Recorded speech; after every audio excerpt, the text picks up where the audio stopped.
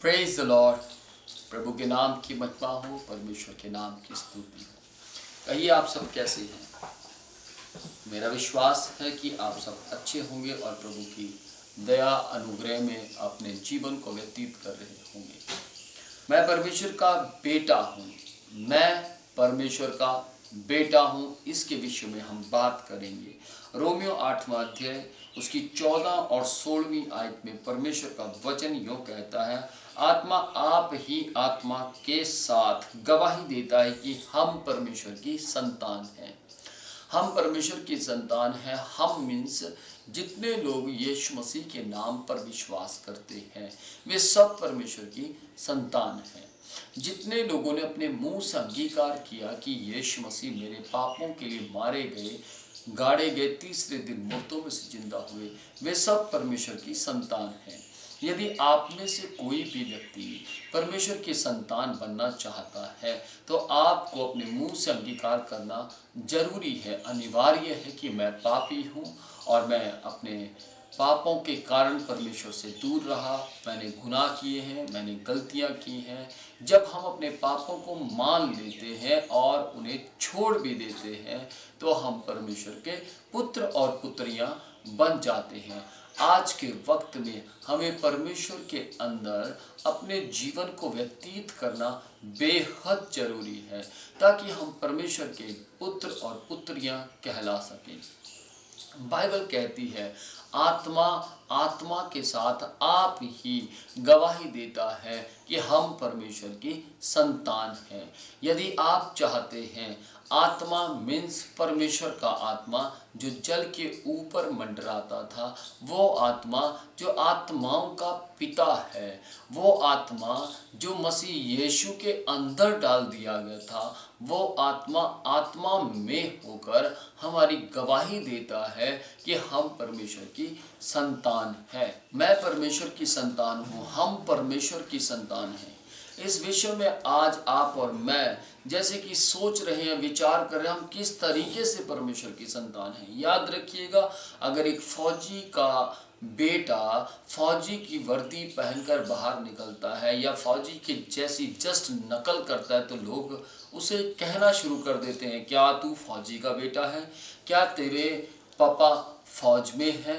Same वैसे ही यदि आज आप और मैं परमेश्वर के जैसे काम करते हैं या परमेश्वर की तरह उठते बैठते हैं या परमेश्वर की तरह हमारे विचार होते हैं या हम परमेश्वर की तरह सोचते हैं, तो मैं आपको बताना चाहता हूँ, बाहर जितने भी लोग आपको देखेंगे वो देख कर कहेंगे ये व्यक्ति भला है, ये व्यक्ति परमेश्वर की तरह काम करता है। यदि उन्होंने कभी बाइबल के अंदर परमेश्वर के बारे में पढ़ा होगा तो वो लोग पक्का कह देंगे ये तो सेम परमेश्वर की तरह काम कर रहा है। जितने लोगों ने मसीह यीशु को देखा था, बाइबल यूँ कहती है प्रेरितों के काम में, जब उन्होंने ये चेलों को देखा तो चेलों को देखकर क्या कहा, ये तो साधारण पुरुष है। फिर उन्होंने कहा ओह ओके, ये तो मसीह यीशु के साथ रहे हैं।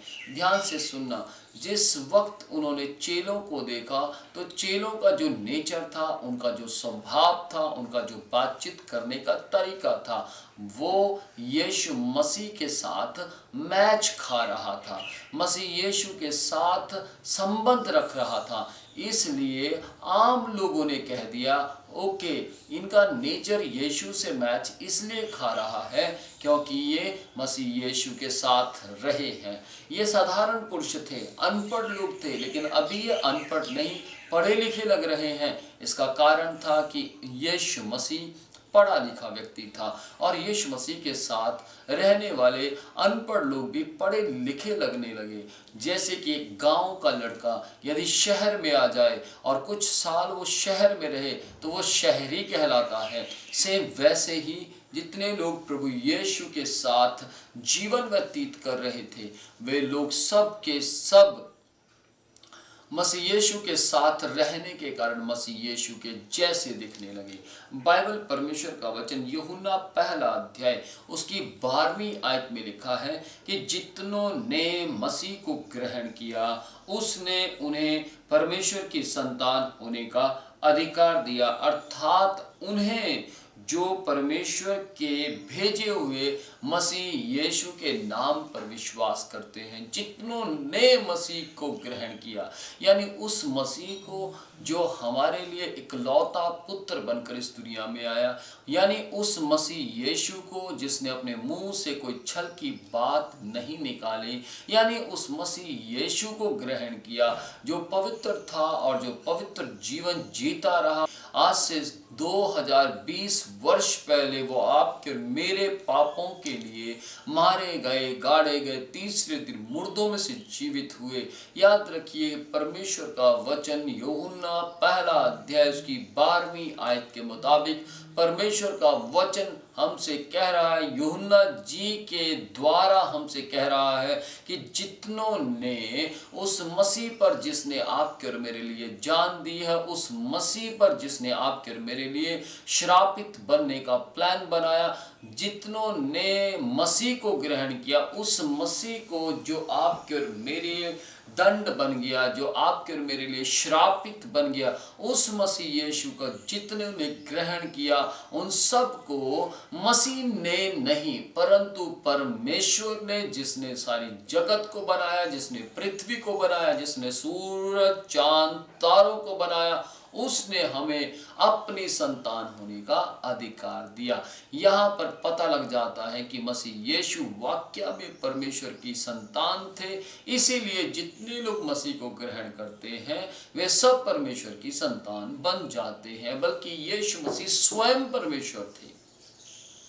बाइबल परमेश्वर का वचन, यदि आप दूसरा करंथियों 5वां अध्याय उसकी 17वीं आयत पढ़े तो वहां यूं लिखा है, मैं एक नई सृष्टि हूं, पुरानी बातें बीत गई, देखो सब कुछ नया हो गया।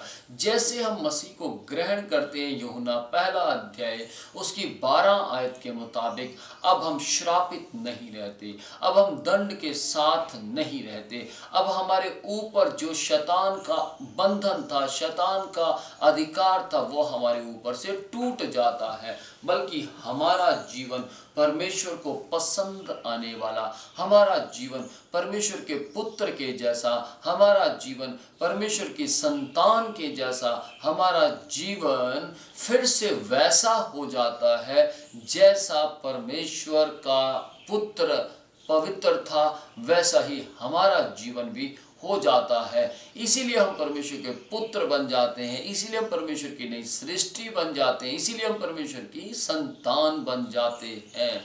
आज जितनों ने भी परमेश्वर के नाम पर विश्वास किया है वे सब परमेश्वर की संतान हैं। जितनों ने भी परमेश्वर को अपना जीवन दिया है वे सब परमेश्वर की संतान हैं। याद रखिएगा, यदि आप भी अपना जीवन परमेश्वर के नाम पर विश्वास कर यानी यीशु मसीह के नाम पर विश्वास कर यदि अपना जीवन परमेश्वर के हाथों में सौंप देते हैं तो आप भी आज ही परमेश्वर के संतान बन जाएंगे। और जैसे आप मसीह के नाम पर विश्वास करते हैं, मसीह को ग्रहण करते हैं, तो आज ही परमेश्वर आपको अपनी संतान होने का अधिकार दे देंगे।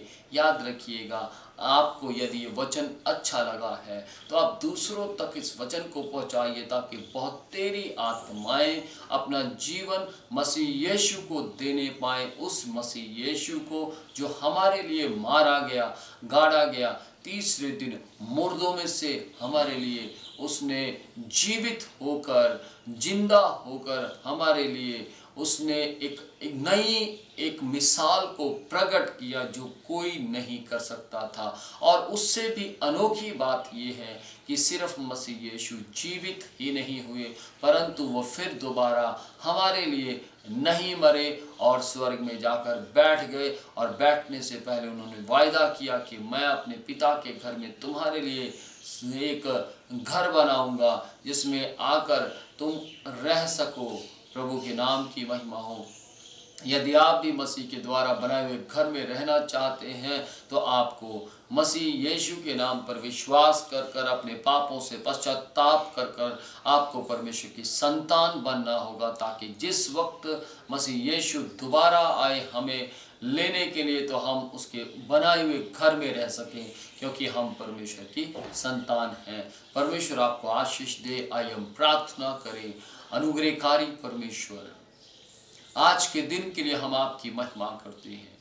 आपके परिवार ने स्वामी, यहाँ बैठे हुए प्रत्येक व्यक्ति ने परमेश्वर, जितने लोग स्वामी इस वक्त मेरी आवाज को सुन रहे हैं, मैं इन सब के लिए धन्यवाद करता हूँ परमेश्वर। इन्होंने आपके जीवन को ग्रहण किया है, आपके नाम पर विश्वास किया है, इसलिए आज से ये आपकी संतान हैं। आज से परमेश्वर ये आपके लोग हैं। मैं इन सबको आपके हाथों में सौंपता हूँ। आज से आपकी जिम्मेवारियां इनके प्रति बढ़ गई हैं। आज से आपका अनुग्रह इनके प्रति बढ़ गया है। धन्यवाद करते हैं स्वामी मसीह यीशु के जीवित, पवित्र और अनोखे नाम में। मैं इनके जीवन को आपके हाथों में सौंपता हुआ इस प्रार्थना को आपके पुत्र मसीह यीशु के जीवित और पवित्र नाम में मांग लेते हैं। आमीन।